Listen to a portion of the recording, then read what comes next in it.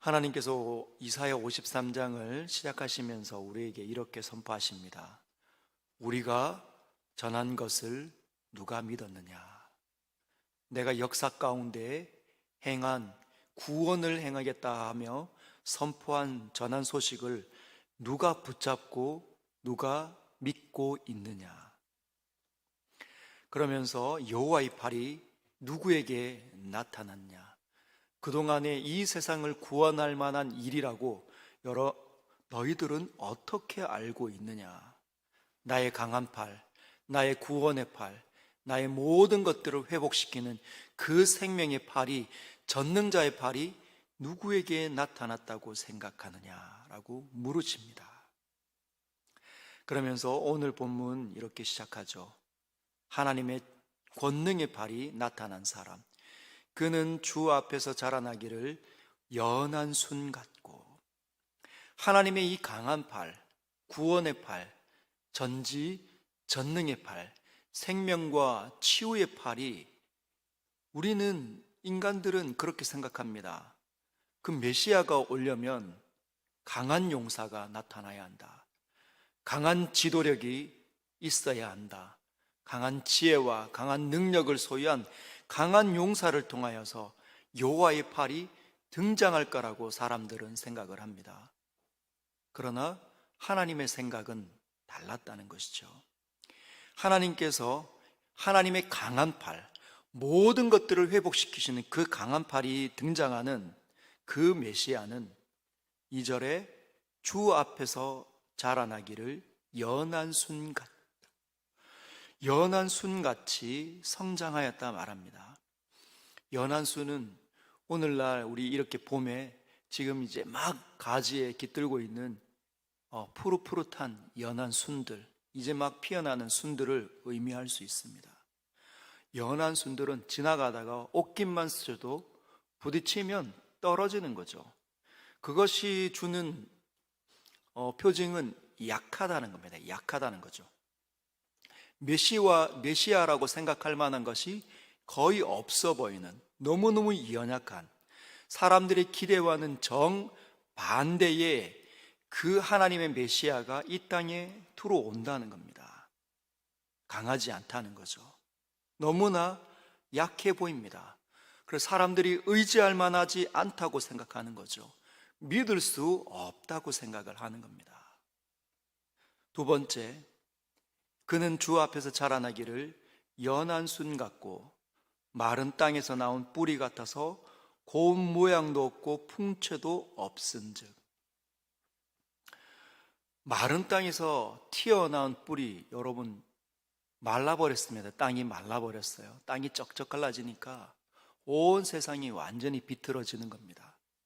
그러니 이 땅 깊이 박혀있던 이 뿌리, 물길을 찾으려고 애를 썼던 그 뿌리가 바깥으로 튀어나오는 겁니다. 도저히 견딜 수가 없으니까.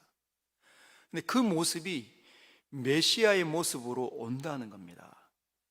하나는 그분의 이 안에 있는 것이 너무너무 부들부들해서 연한 순 같고, 하나는 마른 땅에서 보이는 육체적으로 외모로 보아도 뭔가 능력 하나 있어 보이지 않는 출신도 연약해 보인다는 거죠.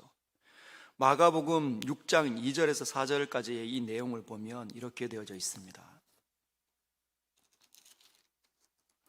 안식일이 되어 회당에서 가르치시니 많은 사람이 듣고 놀라 이르되, 이 사람이 어디서 이런 것을 얻었느냐? 이 사람이 받은 지혜와 그 손으로 이루어지는 이런 권능이 어찌 됨이냐? 예수께서 행하시는 그 모든 지혜와 권능이 그들에게는 놀라운 겁니다. 이해가 되지 않는 거죠. 이 사람이 도대체 어떤 이런 지혜를, 이렇게 탁월한 지혜를 발휘할 수 있는가?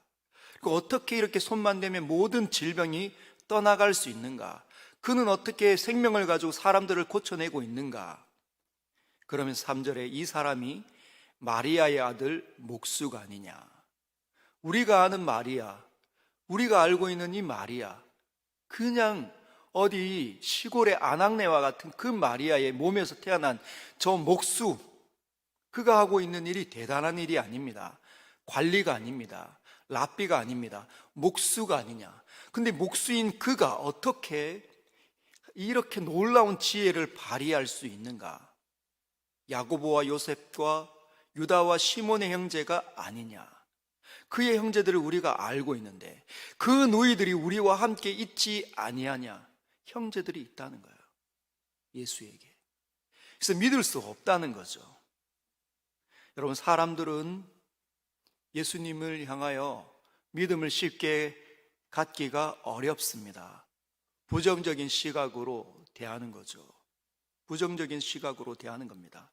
기대감이 전혀 없다는 겁니다.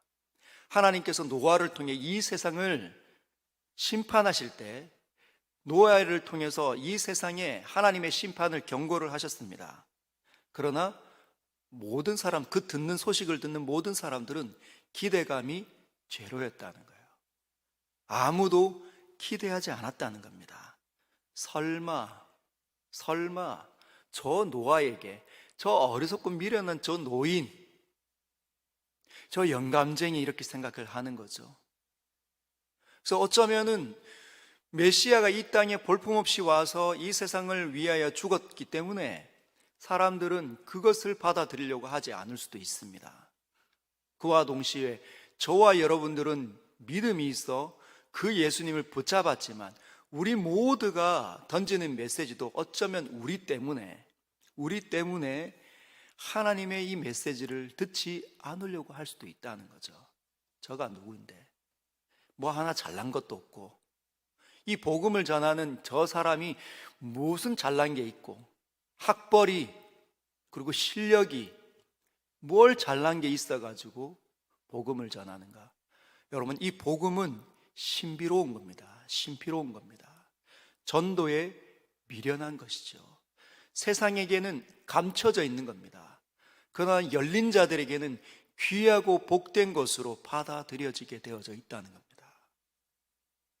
여러분, 오늘날도 많은 사람들이 그렇게 생각합니다. 사람들을 볼 때 저 사람의 출신, 저 사람의 학벌, 저 사람이 가지고 있는 거 보면서 기대감이 제로입니다.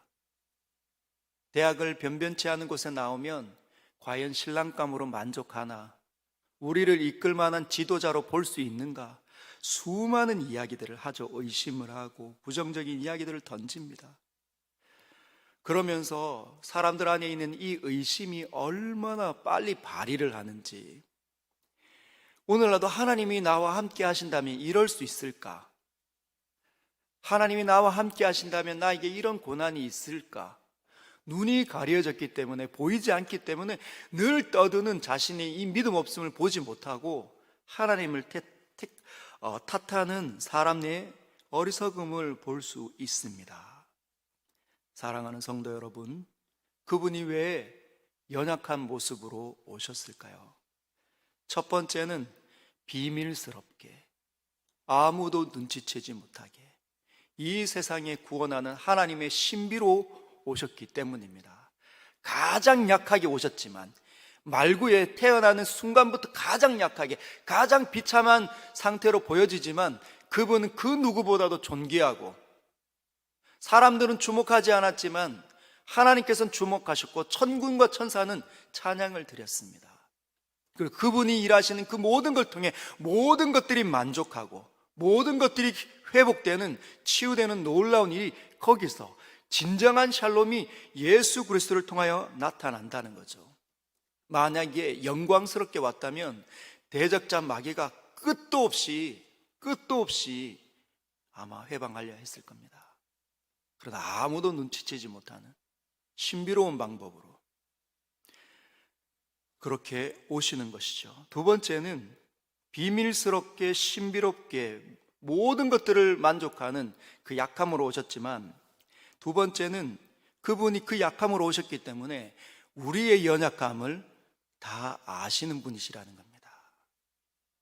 그분이 연한 순 같고 마른 땅에서 나온 뿌리 같아서 고운 모양도 없고 풍채도 없었기 때문에, 사람들이 보기에 흠모할 만한 아름다운 것이 없는 상태로 보여지며 이 땅에 등장하였기 때문에 우리의 모든 겪는 어려움과 연약함과 그 슬픔을 다 아시는 분이시라는 겁니다.